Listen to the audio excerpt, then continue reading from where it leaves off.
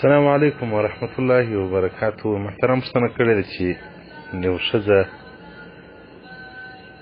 غټ کمیس اغوندي خو پرتوګ نه اغوندي، دا د شریعت له نظره څنګه دی؟ محترمه، پرتوګ سنت دی د نارینه‌وو د ښځینه‌وو د دواړو دپاره.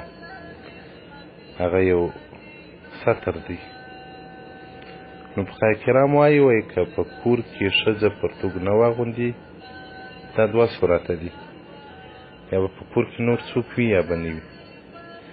که نور څوک په کور کې له خاونده سوا، نو بیا حرام دی، نه دي، دا عمل دې نه کوي. او که په کور کې دا او خاوند و، بیا نو جایز لها فی غیر الصلات، خو لروا دي چې پرتوګ یې نه وي ما سوا د لمانځه. لمانځه پر وخت یې اغوندي، ځکه د لمانځه دپاره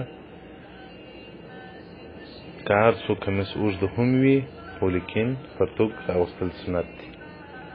اوس که د شپې له طرف څخه ښځه داسې کمیس واغوندي چې پرتوګ یې نه وي، د خاوند سره په خونه کې، یا په دې کې شرعاً څه مشکل نشته.